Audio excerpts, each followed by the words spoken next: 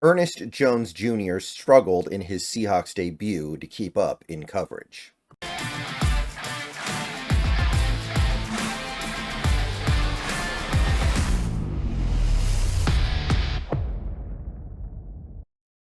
What's going on, everybody? Good morning. We have made it to Thursday, so we're about to get underway on Week 9 football, game later tonight.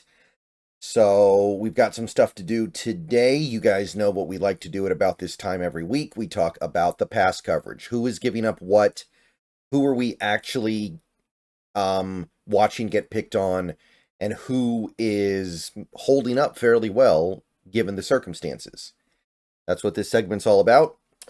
Real quick, though, I want to remind everybody that my stream with the Hawk's Nest is going to start in about 3 hours from the upload of this video, noon Pacific.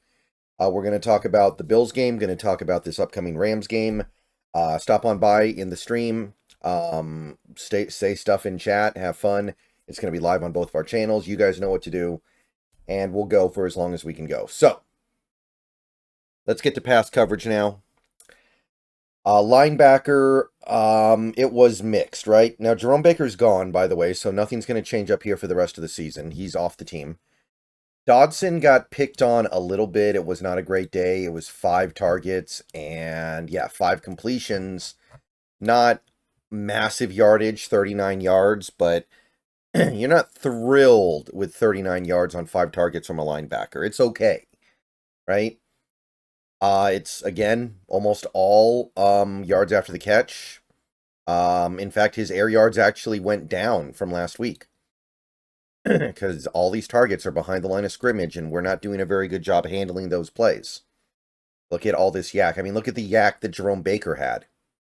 Every target he was getting hit with was almost always in the backfield, and still can't make positive plays on some of these plays. So Dodson's QB rating against this year in coverage, 92.1. I mean, that's not terrible. I don't think he's playing that well personally, and I think that with each week that goes by, we see more of his weaknesses. But I can't say that this overall is really a problem. We're 8 games in, and he's allowed 165 yards. The run fits are a much bigger problem with Dodson. Ernest Jones, on the other hand, his Seattle debut was not good in coverage.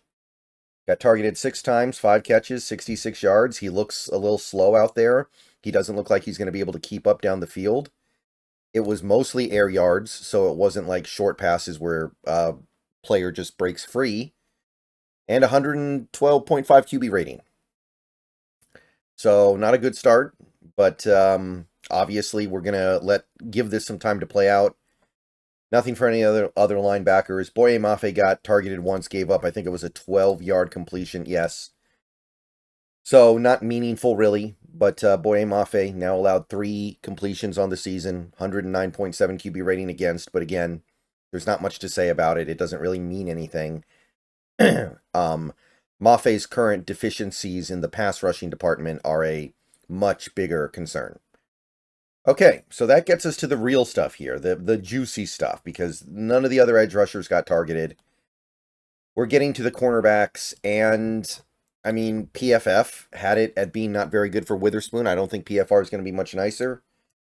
5 targets, 5 completions. That's that's not what you expect from a guy like Devin Witherspoon, a guy who made plays on the ball constantly last year, and you can see, it was about 47 yards.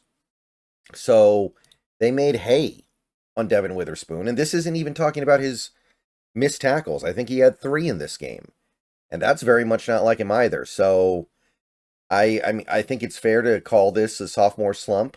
I'm not worried about Devin Witherspoon. I want to say that real quick here, because I see some chicken littles out there with regards to Witherspoon. Sophomore slumps are a thing. They happen to a lot of players. I think when you're a cornerback, the slightest imperfection with you physically is going to mess you up to the point where you look like a completely different player. Maybe there's some very minor injury that we're not even really aware of or only partially aware of holding him back. But this guy, bottom line is for me, Witherspoon's way too talented to play like this. So give it time, he'll come around. Reek Woolen finally had a bad game. The coverage stuff wasn't awful. 5 targets. A lot of players this week got like 5 or 6 targets, by the way. 4 completions for a grand total of 32 yards. That's not bad. The issue is he gave up 2 touchdowns on those completions. And the first touchdown, he just kind of got embarrassed, but it wasn't that bad of a play. He just got owned. Like, he didn't really do anything that bad, I don't think. But then you have the second play where he kind of looked like he just wanted to, shove the guy in the end zone so he could get off the field. Not a good look. But taking the touchdowns out, it's really not that bad of a game. It's just hard to get away from 2 touchdowns in one game.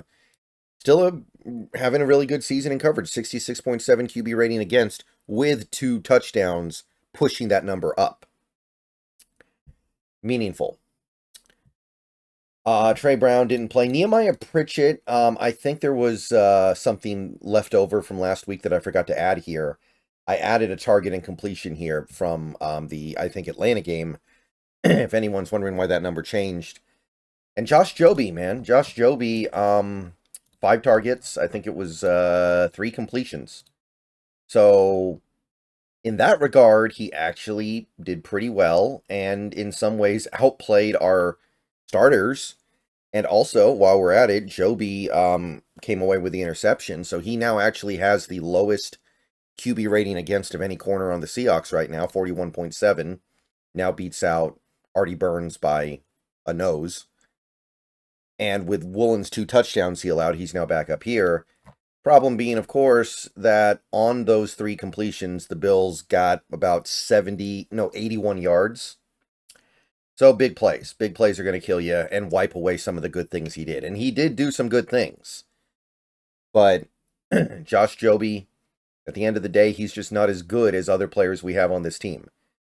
Like, this team, to have a real chance of doing what they want to do, they need Witherspoon, they need Woolen, and they need Brown out there, all of them playing well.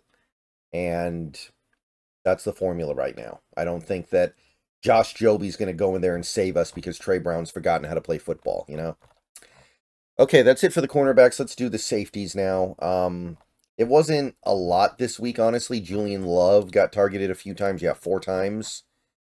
But only allowed the 1 completion for like 6 yards. So if there's one thing from this collection of data that we might be able to feel okay about, I think it's probably Julian Love not getting picked on, because he's gotten picked on some this year. Kayvon Wallace, nothing. And Kobe Bryant, according to PFR, I know PFF had a different data set, he got targeted once and did not allow any completions.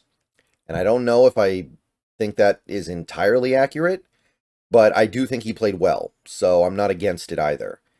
And Kobe remains, in terms of coverage rating against, the best safety we have this year, and he's now done it in 2 full games, pretty much.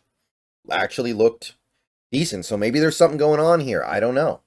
But Rayshon might not be here next year, and Kayvon's on a 1-year deal, so I'm not against it if Kobe Bryant decides he wants to become a starting caliber safety in his third NFL year. Be pretty cool.